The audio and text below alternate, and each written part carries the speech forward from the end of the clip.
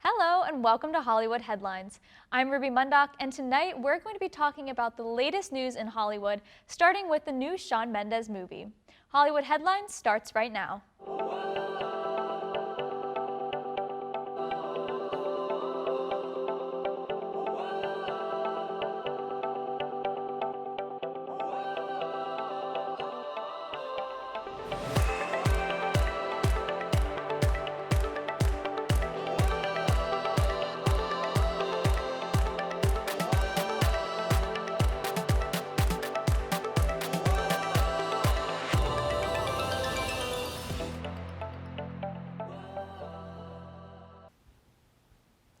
Before we get into the show, I just want to take a moment to thank the one and only Georgea Hall for being today's guest.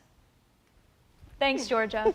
This past week, the movie trailer for Lyle, Crocodile was released. The main character, Lyle, is voiced by singer Shawn Mendes, known for the song Stitches and There's Nothing Holding Me Back.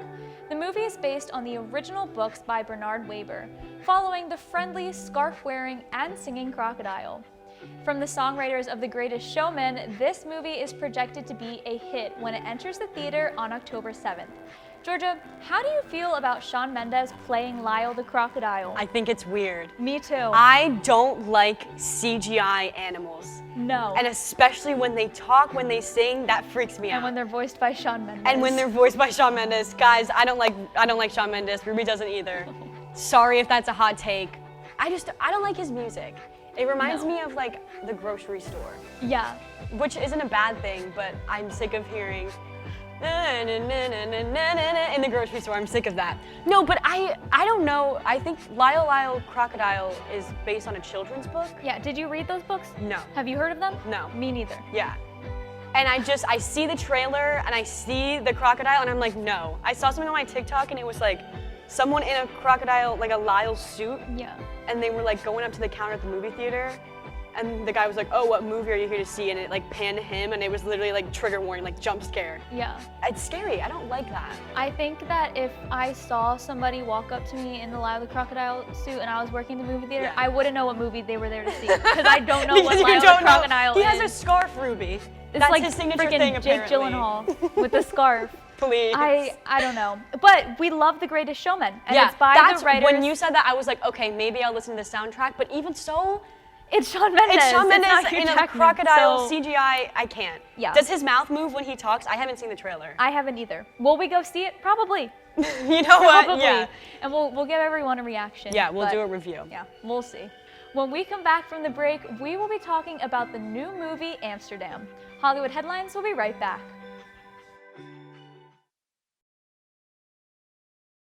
Welcome back. This Friday, the highly anticipated movie Amsterdam will be released into theaters. The movie stars Christian Bale and Margot Robbie in the title roles, with Robert De Niro, Mike Myers, and Taylor Swift co-starring.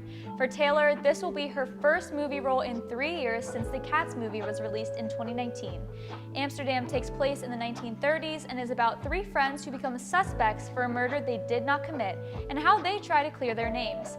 The movie has been highly praised by critics and is set to do well at the box office. Georgea, are you planning on seeing this movie? Absolutely. Yeah. I will see this. I think I was sitting at my friend's apartment and we just had the TV on and this trailer came on and we all were like, wait, why have I never heard about this movie before? The cast is stacked. Mike Myers, hello? Taylor Swift? Wow. Yeah. Wow. Last I saw her was in the Hannah Montana movie. Well, you said the last movie she was in was Cats. I didn't What watch a Cats. blockbuster film. So, and what I'm a being transition. sarcastic. That was, Yeah, I know. Yeah, now okay. to a murder mystery. I watched the trailer. I think I sent you the trailer. Yeah, Who? because Yeah. So what are you most excited for about this film? Just to see what it is. I like going into movies not knowing what they are because there's no expectations. Like this is random, but I remember when I saw Frozen, I had no idea what it was about. You go in with no expectations, there's nowhere to go but up. Exactly. So you said it's a murder mystery.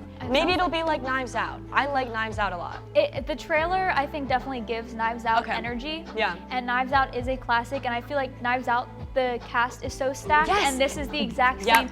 They're like sister movies. Yes. Which, I don't know, I'm really excited to see it. We'll add this to You're the excited list. for Taylor Swift. I'm excited for Taylor Swift. Are you a Swiftie? kind of. I dabble. So. Yeah, so. I'm a big Swiftie. Yeah. Seeing her in another role is going to be amazing. Life-changing. It really is. I need to go back and watch Cats now so I can see her full repertoire. Don't. Save yourself. Yeah. It's scarring. Yeah, I don't like I'm going to do that. But we are excited to see Amsterdam. Ruby and I will be there. Popcorn, Coke, in the theaters. Full reviews, baby. Yep, we'll be there. When we come back from the break, we'll be playing Hollywood Hot Seat. Hollywood Headlines will be right back.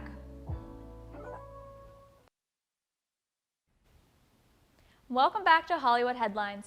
As Harry Styles' movie Don't Worry Darling is at the top of the box office, we are going to be playing Hollywood Hot Seat to test your Harry Styles knowledge. Georgia, you are going to try and name 5 Harry Styles songs within the next 10 seconds. Easy. Good luck. Your time starts now. Satellite, Music for a Sushi Restaurant, Cherry, Treat Me With Kindness, Adore You. That was so humbling. 10 seconds, 10 songs in 10 seconds. I do terrible under pressure. Please, I promise I know Harry Styles. I went to his original, Harry Styles concert. I was there for Fine Line. There's another song. I'm really bad under pressure. It's fine. That's so embarrassing. It's fine. I'm so sorry, everyone. This was a humbling moment. Yeah, I'm gonna be up late. Harry's gonna see this. No, don't even bring him Harry's into gonna see this and know you're a fake fan. Well, that was a disappointing game. But when we come back from the break, we will be talking about Coldplay's recent postponement of shows. Hollywood Headlines will be right back.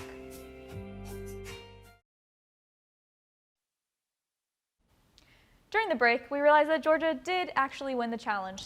Georgia, you are going to try and name 5 Harry Styles songs within the next 10 seconds. Easy. Good luck. Your time starts now. So I would like to apologize and congratulate her. Yes. Thank you, Ruby. You're welcome. Anyways, welcome back to Hollywood Headlines. The popular band Coldplay postponed multiple shows in Brazil after the band revealed on social media that their lead singer Chris Martin suffered a serious lung infection. The group recently completed their North America leg of the tour and had just started the South America leg when Chris could no longer perform. The band expressed deep regret for the postponement and will reschedule those shows for early 2023. Georgia, do you agree with the band postponing these shows? Absolutely. I mean, if someone in your band is injured and can't perform, like, you can't sing. The show. Yeah, for real. Yeah. I am interested. I didn't know that Coldplay was still together. I was gonna say, are you a fan? Like in 2015, 2012, whenever they were like, their peak. Coldplay is the one band that I like outwardly hate for no reason. Okay. I just literally, every time someone's like Coldplay, I'm like, ew. They're fine. Can't. Did they do the halftime show at the Super did. Bowl? I like them, actually. Bruno Mars and Beyonce crashed it, and I watched their part of it many times, but I haven't. Coldplay's just not. But just I agree. For Chris no reason? Martin, he should be allowed Absolutely. to 100%. People cancel their shows for a whole plethora of reasons. Yes. Some you could still perform. Some you should take off. And like an injury, like you should. You need to take the time. You need to recover. You need to rest. Exactly. Yeah. And how do you think that this is going to impact like their crew and their team and the rest of the bandmates? I mean, it's definitely a hassle, and it's because when you put out a tour, you put out dates, like everyone makes sure that they have XYZ amount of months set aside. And so when you ask them then, like everyone who's involved in the production to be like, oh, hey, we're gonna postpone it, it's hard, but I think once again, given the situation, it makes sense, it's understandable. For a reason like that they can't help. And you just want Chris to be healthy so he can keep producing his music, even if some people don't like it. That's me. Even if Ruby doesn't like it. Fans around the world were heartbroken this week after country music legend Loretta Lynn passed away at 90 years old. She was known for her hit songs Coal Miner's Daughter and You Ain't Woman Enough. Tributes to honor her came in through social media this week, with Grammy Award-winning artist Carole King calling her an inspiration. Loretta Lynn's estate also put out a statement on her website saying she broke down barriers for women everywhere. Georgia, have you ever listened to any of her music? I feel like my initial instinct is to say no, but I feel like she's one of those artists that like I listen to a song and I know it, and I just don't know who sings it, because I feel like her vibe is it's country music, and I feel like it's like bake a pumpkin pie, like fall, driving in the truck, going to the apple coal mine. like just like chilling. So I feel like I do know her subconsciously. Do you know her music? I have same sort of thing. Yeah. I know who she is. I saw Loretta Lynn died and I was like, oh my gosh, Loretta Lynn. And then I realized, who is that? I don't really know much about her. I know that it is a huge loss. Right.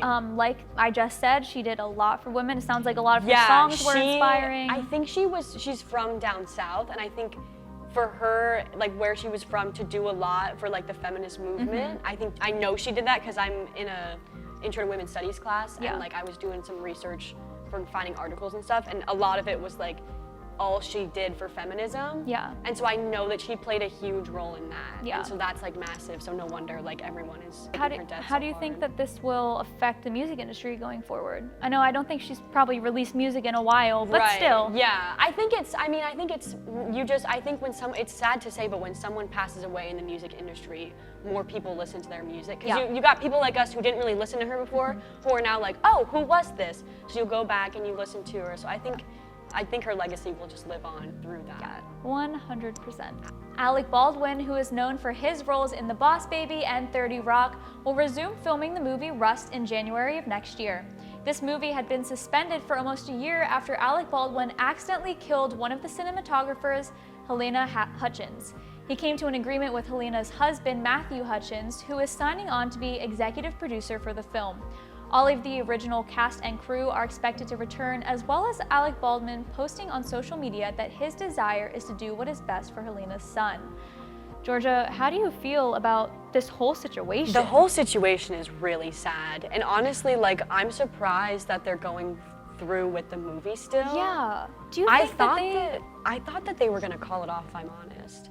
Honestly? But then again, like, I guess if you think about it in the grand scheme of things, like, they put a bunch of money into this movie. They already had most of it filmed. You got these actors, like, it would be a huge economic loss if they did not continue with it. And I guess they can use it to honor her. Yeah, absolutely. The one thing though, her husband coming on as executive producer. Great that he's getting involved, but also I would not be able to face Alec Baldwin after he shot my wife. And like you have to work with him. I don't know how he's doing that. But I think it's good that he's getting his say and kind of carrying on his wife's legacy. It seems like Alec Baldwin is respecting that and respecting him and kind of listening to him, which I think is the most important.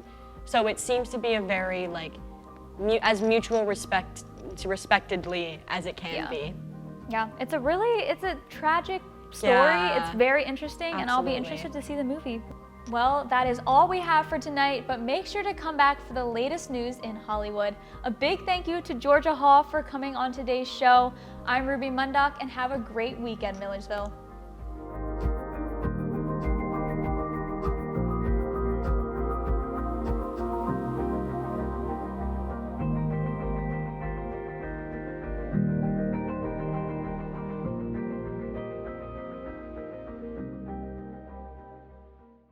It's all right. Devin, cut here.